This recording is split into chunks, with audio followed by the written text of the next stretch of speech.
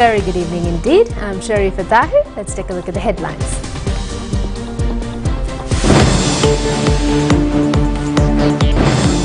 A girl was killed and 5 students were injured by a collapse of wall at the Dharma Vijaya Vidyalaya in Vallampitiya. The President says that the economic crisis cannot be solved by a single budget. Presidential Cinema Awards were held in a grand manner in a lapse of 3 years. Minister Bandula says that development projects cannot be carried out until the completion of foreign debt restructuring. Agreements were signed for the national television's Connect Sri Lanka program. A bus accident in Kashmir claimed 36 lives. Virat Kohli became the highest century holder in one-day cricket.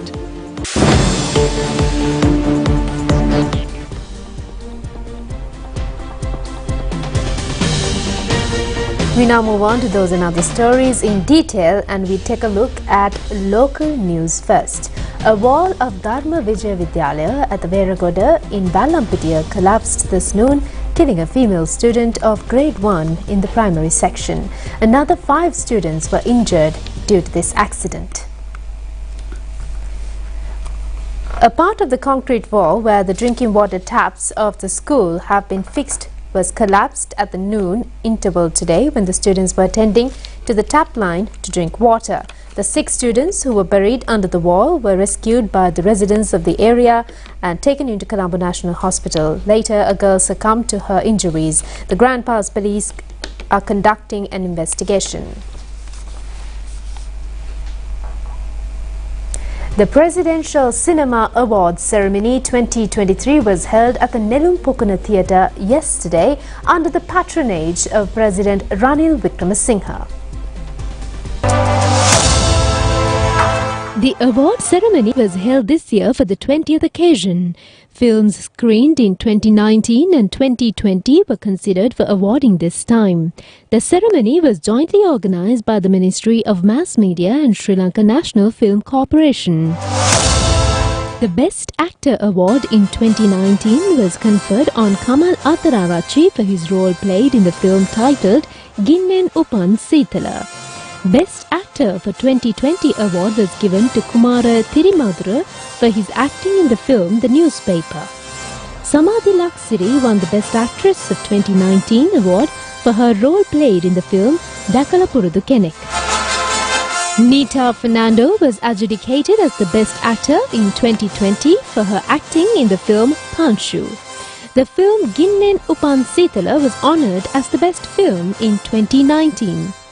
Director Anuruddha Jayasinghe of this film won the Best Director Award. This film was produced by Chamatka Piris.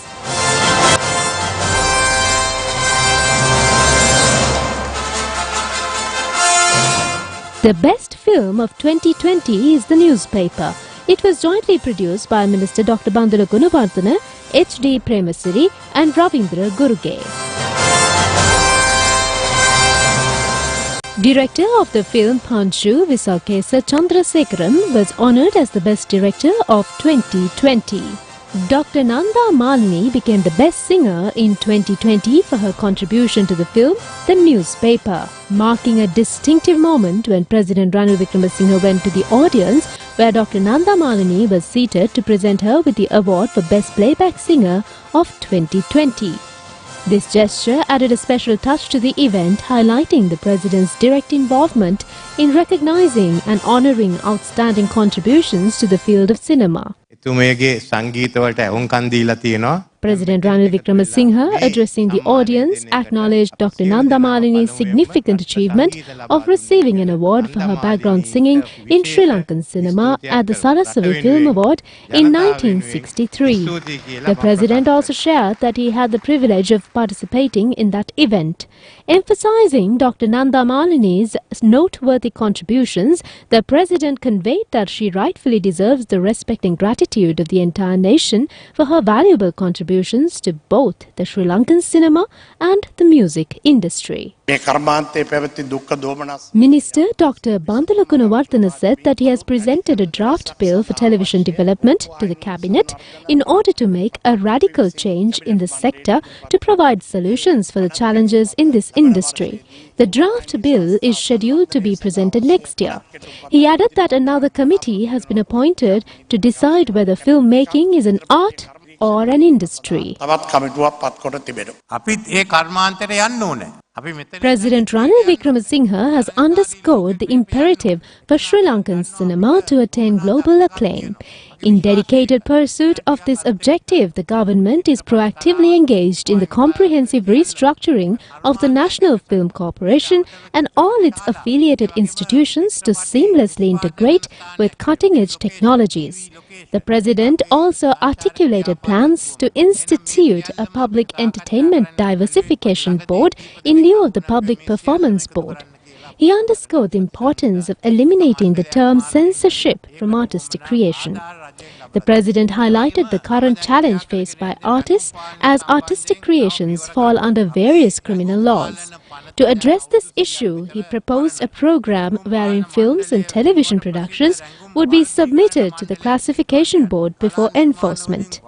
President Ranil Wickremesinghe expressed the government's expectation to implement these measures starting next year.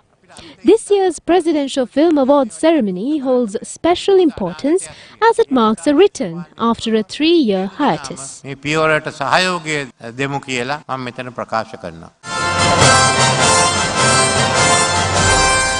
Three Swarna Singha Awards were offered at this film festival. Veteran cinema director who is considered as the Sri Lankan brand of international cinema, Chandran Ratnam, unique role-playing actor Cyril Wickremage and veteran actress Suvinitha Veerasinghe were honoured with the Swarna Singha Awards by the President at this festival.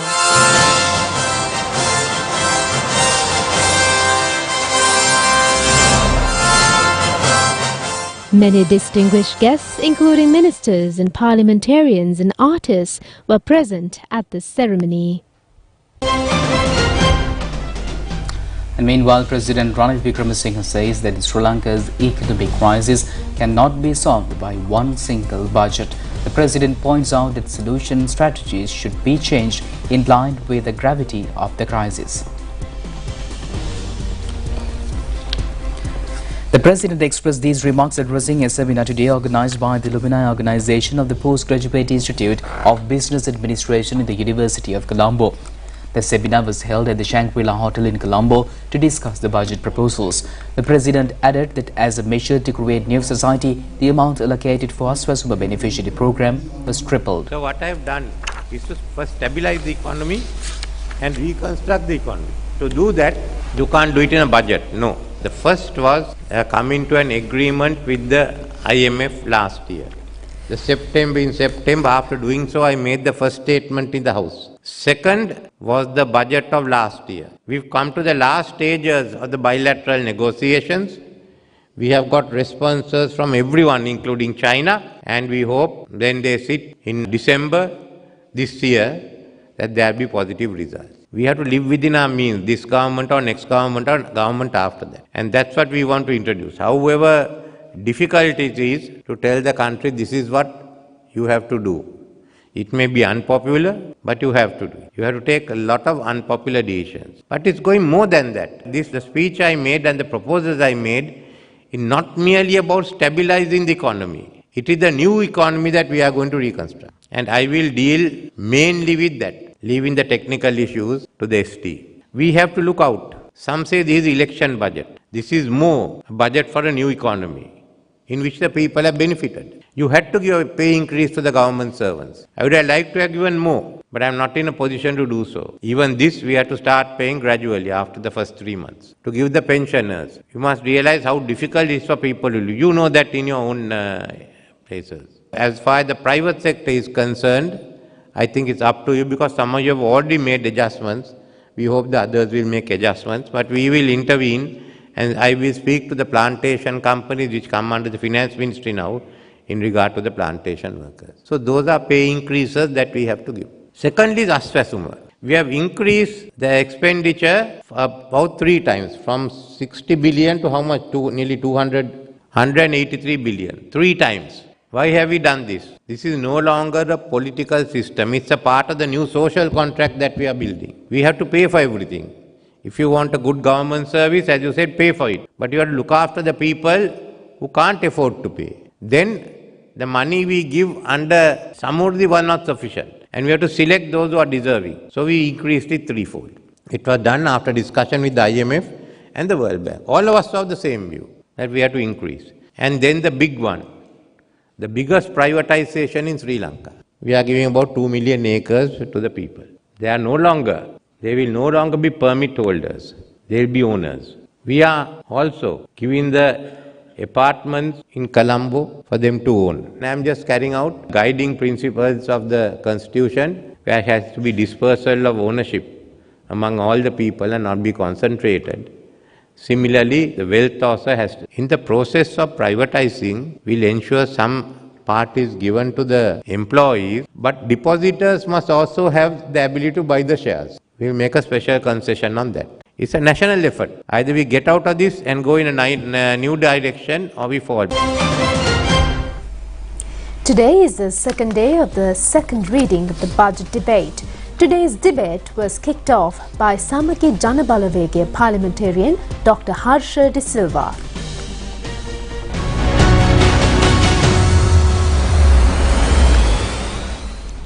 Parliamentarian Dr. Harsha De Silva said that he accepts the president saying that he redeemed the economy by its decline.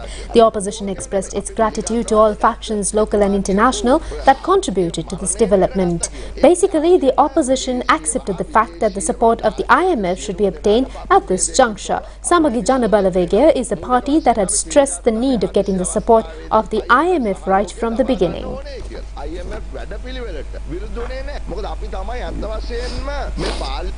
Minister Nimal Siripala De Silva said that opposition parliamentarian Dr. Harsha De Silva spoke positively towards the government's economic program. The government is happy about this matter. However, we regret that the opposition leader does not have that realistic knowledge. The government accepts that delaying to consult the IMF is a shortcoming from the government. Minister Dr. Bandula Gunawardena says whoever rules the country, none can start the stalled development projects until the completion of the foreign debt restructuring. The minister made these comments in the parliament today in response to a query raised by the opposition. Minister Dr. Bandula Gunawardena said that until the foreign debt restructuring process will be completed, funds cannot be allocated for any development project, including the construction of bridges or roads. Construction work of Kohwila flyover bridges and roads are stalled due to this reason. If there is no funds allocated, the relevant contractors stop constructions. There is no political solution for this problem. Only alternative is to complete the foreign debt restructuring process. Even the governments are changed, no grant will come. රටක් වශයෙන් ලබාගෙන තියෙන ණය ප්‍රතිව්‍යුහගත කරණය කරන්නත් එක්ක ආණ්ඩු වෙනස් වුණා ජනාධිපතිවරු වෙනස් වුණා පාර්ලිමේන්තුව වෙනස් වුණා මුදලක් ලැබෙන්නේ නැහැ මේක තමයි පරම සත්‍යය ලංකාවේ මාර්ග Parliamentarian Niroshan Pereira said that road accidents occur due to high-speed passenger transport buses. In addition, some buses run as nightclubs, pacifying for various nefarious activities. Therefore, passenger security should be strengthened by fixing GPS and CCTV cameras in buses.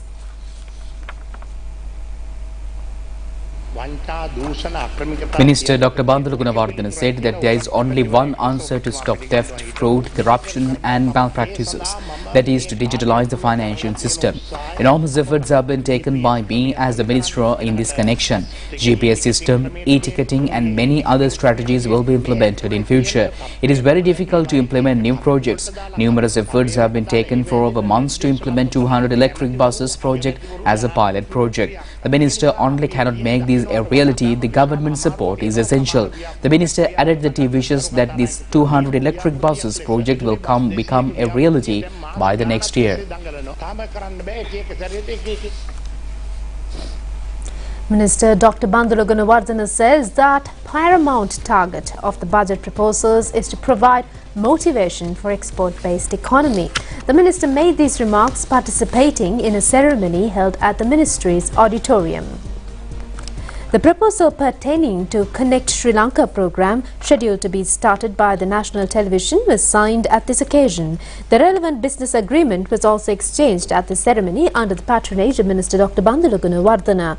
This program has been planned to provide guidelines to the local industrialists to encourage them to compete in the international market and to solve their problems. This program is to be carried out under a new concept specially targeting the foreign envoys engaging in the diplomatic service in Sri Lanka. The set of proposals was exchanged between State Minister Tharaka Balasurya and Minister Dr. Bandula Gunawardena. The relevant business agreement was exchanged between Chairman of the Sri Lanka Rupavahini Corporation, Dr. Prasad Samarasinghe, and Chairman of the Industrial Development Board, Dr. Saranga Alahaperuma. Minister Dr. Bandula Gunawardena said that the government is attempting to achieve something nationally important. By these budget proposals, the President has given a huge motivation to create an export-oriented economy. The major problem for the Sri Lankan exporters is that the rulers and policymakers do not have properly identified the problems of the exporters. The government has only focused attention on several top-level exporters. These matters should be discussed by state media. The Connect Sri Lanka program will be implemented to help small and medium-scale industrialists and exporters. Connect Sri Lanka වැඩසටහන ආරම්භ කරන්නේ හඬක් නගන්න බැරි මේ රටේ කුඩා කර්මාන්තකරුවන්ට මධ්‍ය පරිමාණ කර්මාන්තකරුවන්ට වගකීම් යුතු නිලධාරීන් හා උසස් අය සමග ප්‍රසිද්ධියේ සාකච්ඡාවක් ඇති කරනවා. අපනයන කරන State Minister Tharaka Balasurya said that the Foreign Ministry can find suitable foreign buyers for the productions made by local manufacturers. The Connect Sri Lanka program will extend its utmost support for the local exporters to develop their business. Officials of the Ministries of Mass Media and Foreign Affairs, Industrial Development Board, Sri Lanka Rupavahini Corporation and many other state institutions were present at this occasion.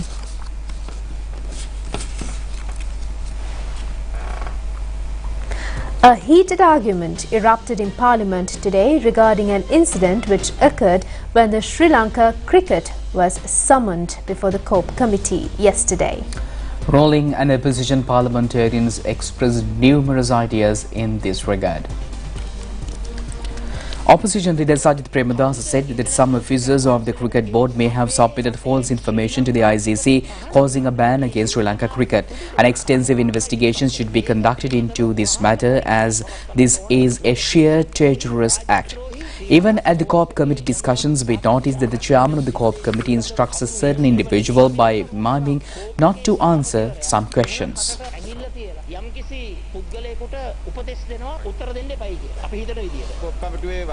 Parliamentarian Hesha Vithanage said that current chairman of the COPE committee, Professor Ranjit Bandara, instantly decided to bring the cricket officials before the committee. During the 2 hours questioning, nothing fruitful happened. It was just an act against the public franchise. During the questioning, the committee should have revealed the frauds and corruptions of the Sri Lanka cricket to the public. In this manner, if the Sri Lanka cricket was summoned to the COPE committee again, the cricket officials would become innocent and the COPE committee members would be the culprits.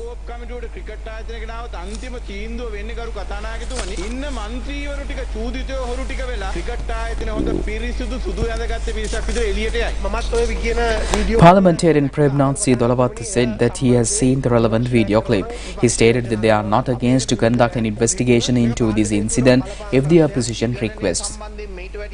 Minister Roshan Ranasinghe said that the COPE committee is the ultimate body in connection with auditing. If the opposition leader is also criticised in the committee, it would be a matter of misfortune. The COPE committee must be headed by an opposition parliamentarian. The minister requests to appoint a separate committee to look into the misbehaviour of Sri Lanka cricket. It should also follow the government's procurement procedure. He said that a wrong impression is spreading among the public that the COPE committee also acts as irresponsible manner.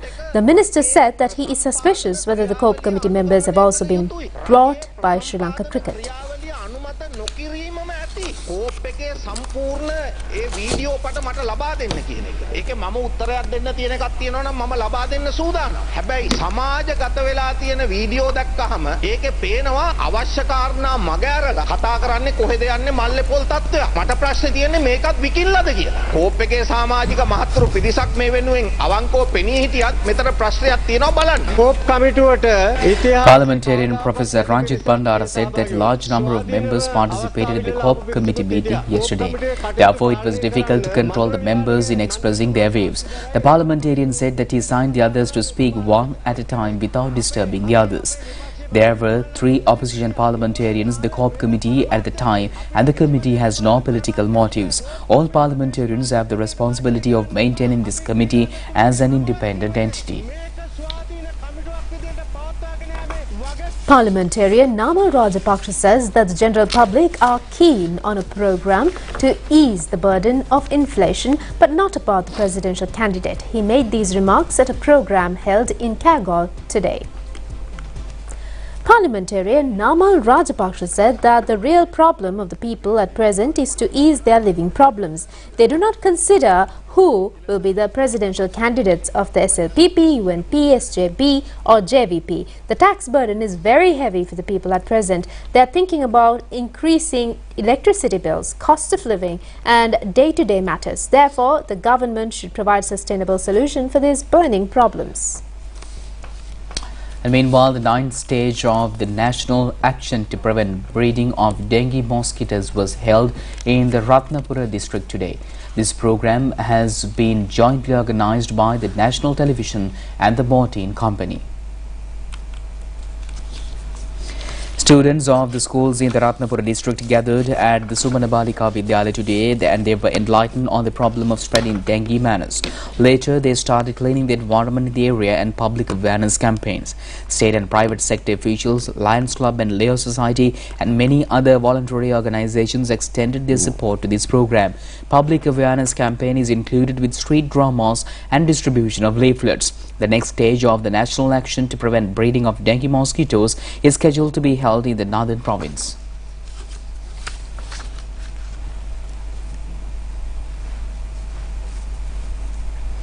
That's it on local stories. Coming up, the international stories.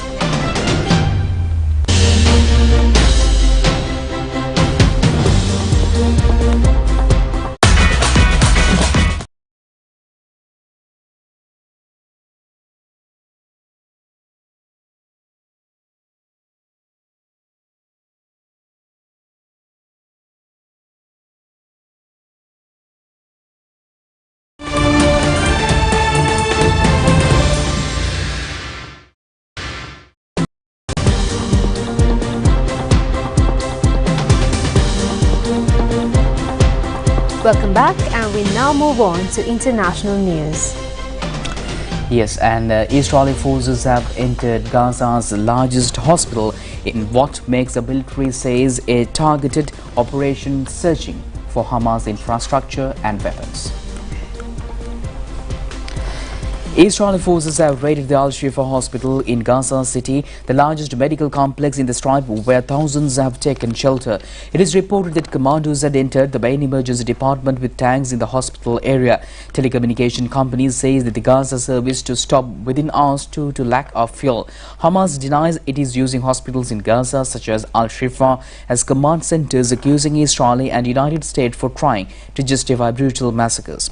Israel in return accuses Hamas on running a command center in tunnels under the hospital, and the US says it is intelligent that they support this. In the meantime, more than 11,300 Palestinians have been killed in Israeli strikes on Gaza since October 7th. In Israel, the official death toll from the Hamas attack stands at more than 1,200. At least 36 people have been killed in a bus crash in Kashmir, India. The accident took place on a remote mountain road in Doda area, about 200 kilometers southeast of the region's main city of Srinagar. More than 24 have been injured after a passenger bus slid off a Himalayan highway and rolled down a steep slope onto another road in Indian-administered Kashmir. The 42-seater bus was on the way to southern Jammu city from Kishtwar town when it veered off the road and fell about 660 feet on an older road in the mountainous region. Residents and authorities rushed to the scene and a rescue operation was launched.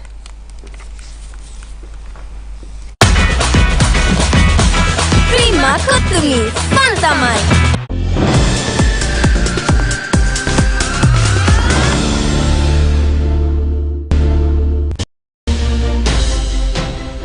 Welcome back with your sports update, and it's cricket. The heading story: the Indian batsman Virat Kohli set a new world record as the maximum century holder in one-day cricket. He set this record at the semi-final match played against New Zealand today.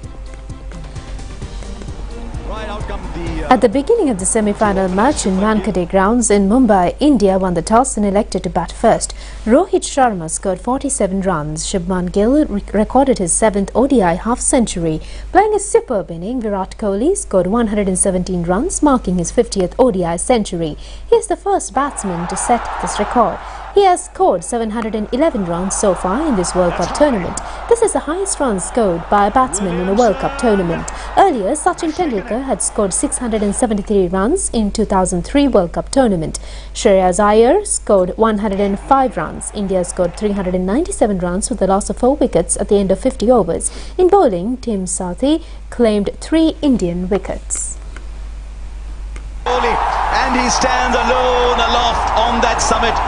Achievement will be tinged with a little bit of humility in the fact that he's gone past someone that he absolutely adored. But what a career this is. 50 one-day hundreds. 50.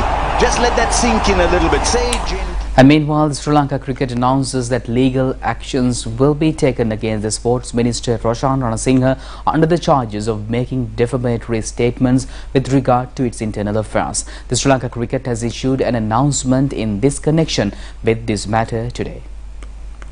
The announcement states that Chairman, Vice Chairman and the Treasurer of Sri Lanka Cricket have filed a case before the Colombo District Court demanding a compensation of 2.4 billion rupees.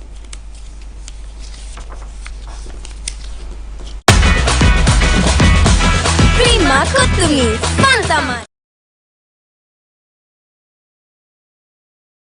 the very same time, I'm Charita signing off with Sharifa. Stay safe. Good night. Good night.